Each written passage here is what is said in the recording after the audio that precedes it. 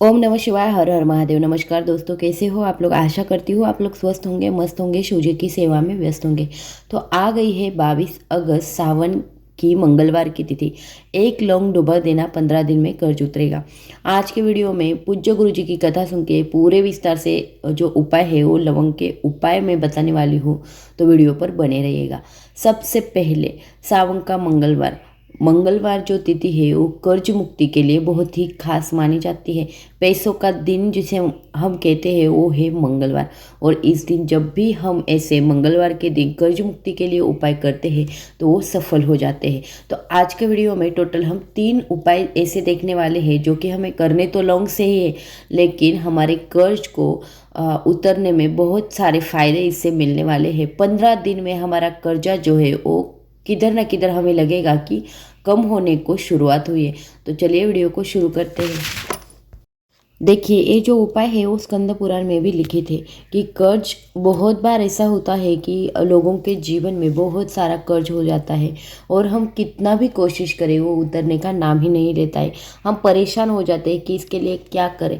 किधर से भी पैसे आते हैं, सोचते हैं कि कर्ज चुका दे तो अलग ही काम निकलता है और हमारे पैसे उधर जाते हैं। इसीलिए हमारा कर्ज जो है वो जैसा के जैसा ही पड़ा रहता है। ऊपर से उसको जो इंटरेस्ट लगता है उसकी वजह से भी कर्ज जो है वो बढ़ता ही जाता है और हमें ऐसा लगता है कि अब ये कब उतरेगा। तो आ गई है मंगलवार की तिथि, आपने ये उपाय जो है वो लौंग के उपाय जरूर करने चाहिए। तो सबसे पहला जो उपाय है वो ऐसा है कि तो हमें इस उपाय के लिए एक माटी का दीपक लेना है।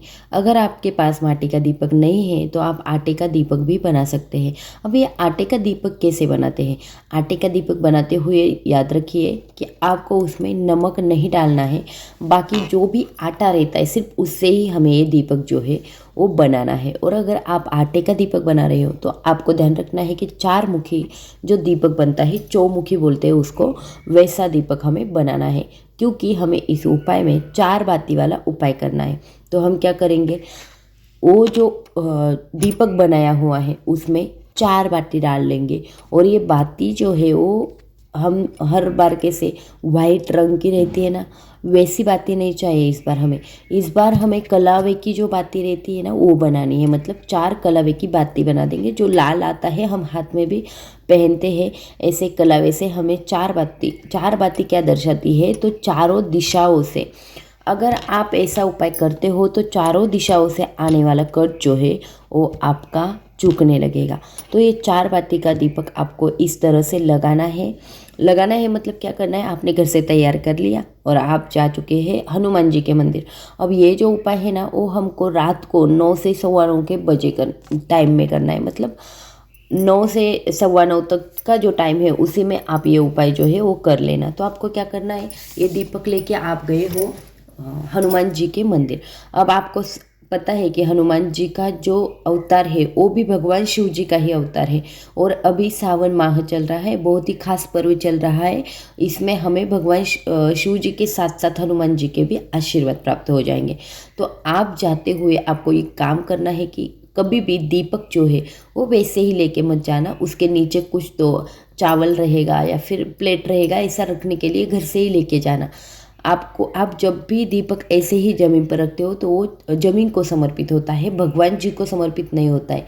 इसीलिए आपको उसके नीचे कुछ ना कुछ रख देना है। तो आप चले गए हो हनुमान जी के मंदिर। अब आपको एक फूल वाली जो लौंग रहती है वो भी लेके जानी है, अच्छी वाली लौंग। किधर से भी उसका फूल टूटा फूटा नहीं होना चाहिए, ऐसी अच्छी वाली लौंग जो है वो लेके जानी है। अब आप पहले क्या करोगे, ये लाल बत्ती वाला जो दीपक है वो हनुमान जी के सामने लगा देंगे। उसके बाद ध्यान रखना कि हमारे राइट हैंड में क्या है, लौंग, वो हमें हाथ में ही रखनी है। और हमें राम राम या फिर श्री रामचंद्र नमः इस मंत्र का ध्यान करना है। 11 बार आपको इस मंत्र का ध्यान करना है। उसके बाद हमें एक बार हनुमान चालीसा का पाठ करना है, उधर ही बैठ के हमें वो करना है। और उसके बाद ये जो लौंग है वो हमें उस दीपक का जो घी रहेगा या फिर तेल रहेगा तो उसमें डाल देनी है। अब एक बात बताने की रह गई कि आपको तेल कौन सा यूज़ करना है। एक तो आप गाय का जो घी रहता है वो भी यूज़ कर सकते हो, या फिर चमेली का तेल जो रहता है वो भी यूज़ कर सकते हो। तो ऐसे तेल में या घी में आपको जो लवंग है वो डाल देनी है और एक बार आरती करनी है। आरती नहीं आती है तो ऐसे ही आरती जैसे करते हैं हम वैसे घुमा देना सिर्फ हनुमान जी के सामने। उसके बाद वो दीपक जो है वो उधर ही हमें हनुमान जी के सामने रखना है। और जो भी आप प्लेट वगैरह लेके गए होंगे तो आप वो उठा के लेके आ सकते हो घर पे। तो इस तरह आपको ये उपाय करना है और आपको ये 4 मंगलवार ये उपाय लगातार करना है। 15 दिन में ही आपको दिखने लगेगा कि आपका कर्ज जो है, कर्ज मुक्ति के मार्ग जो है वो खुले हो चुके हैं और आपका कर्ज धीरे धीरे करके उतरने लगा है। अब आते हैं दूसरे उपाय की तरफ। अभी दूसरा उपाय जो है ना वो भी कर्ज मुक्ति के लिए है और वो भी हमें लौंग से ही करना है। मंगलवार के दिन आपको प्रदोष समय में ये उपाय करना है। तो आपको क्या करना है, एक लौंग चाहिए और एक दीपक चाहिए। आप दीपक लिख के आपको किधर जाना है, आपको जाना है वट वृक्ष के नीचे। जिधर किधर भी हमारे घर के सामने वट वृक्ष होगा उधर जाना है। एक लौंग जो है, फूल वाली लौंग जो है वो हमें भोग के स्वरूप में वट वृक्ष के आगे रख देनी है। उसका फूल का जो भाग होगा वो रहेगा वट वृक्ष की तरफ। इस तरह से हमें ये भोग के स्वरूप में रख देनी है। शाम को मतलब प्रदोष समय में ही आपको ये उपाय करना है। उसके बाद उधर एक दीपक जो है वो लगा देना है। वटकेश्वर महादेव के नाम से आपको दीपक लगाना है और प्रार्थना करनी है आपके ऊपर जो भी कर्ज है वो उतरने में वो आपकी हेल्प करे। वटकेश्वर महादेव जी आपकी हेल्प करे, ऐसे आपको उनसे प्रार्थना करनी है, विनती करनी है और अपने घर पे चले आना है। देखिए बहुत बार बहुत लोग जो है ना वो परेशान होते हैं, कर्ज उतरता ही नहीं है। तो आप मंगलवार के दिन ये उपाय जो है वो ज़रूर करके देखिए, कुछ ना कुछ फ़ायदा आपको इसका ज़रूर ही होगा। तो आपने उधर वटकेश्वर महादेव का स्मरण करते हुए वट वृक्ष के नीचे आपको ऐसा दीपक लगाना है।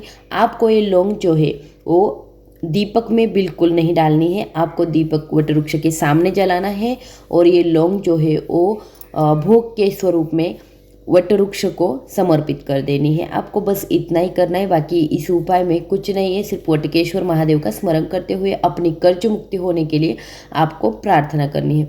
आते हैं तीसरे उपाय की तरफ। लेकिन तीसरा उपाय जानने से पहले आप सभी से मेरी एक रिक्वेस्ट है कि अगर आप चैनल पर नए हो, मेरी आवाज़ पहली बार सुन रहे हो तो चैनल को कर देना सब्सक्राइब। उसी तरह से आपको अगर मेरी वीडियो अच्छी लगती है तो वीडियो को लाइक और शेयर भी कर दीजिएगा।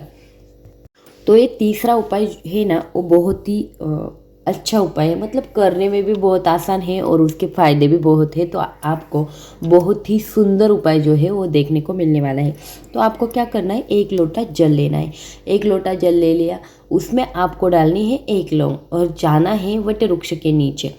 और जब भी आप वट वृक्ष के नीचे जाओगे आपको वटकेश्वर महादेव का स्मरण करते हुए एक लोटा जल जो है वो वट वृक्ष को समर्पित कर देना है। अपने कर्ज मुक्ति के लिए आप ये उपाय कर रहे हैं वो आपको ऐसे बोल के दिखाना है, मतलब आपके मन में वही बात आनी चाहिए कि आप कर्ज मुक्ति के लिए ये उपाय जो है वो कर रहे हो। मंगलवार के दिन वटकेश्वर महादेव का स्मरण करते हुए जो भी व्यक्ति एक लोटा जल में लौंग डाल के वट वृक्ष को समर्पित करता है उसकी कर्ज मुक्ति 15 दिन में होने को शुरुआत होती है। उसका 15 दिन में कर्ज उतरने लगता है। अगर आपके पास वट वृक्ष नहीं है आसपास तो आप भगवान शिव जी का मंदिर रहेगा तो भगवान शिव जी के शिवलिंग पर भी आप वटकेश्वर महादेव का स्मरण करते हुए एक लौंग और एक लोटा जल जो है वो चढ़ा दीजिएगा अपनी कर्ज मुक्ति के लिए। तो आपको ये जो उपाय है बहुत ही खास, अच्छे और बहुत ही सुंदर 3 उपाय आज के वीडियो में हमने देखे, जो कि हमें सिर्फ लौंग की ज़रूरत है और दीपक की ज़रूरत है। उसके बाद हमें कुछ भी नहीं चाहिए। ये बहुत ही सुंदर से उपाय आज हमने देखे। आई होप कि आपको ये वीडियो अच्छी लगी होगी। अच्छी लगी होगी तो वीडियो को कर देना लाइक, शेयर और सब्सक्राइब। धन्यवाद।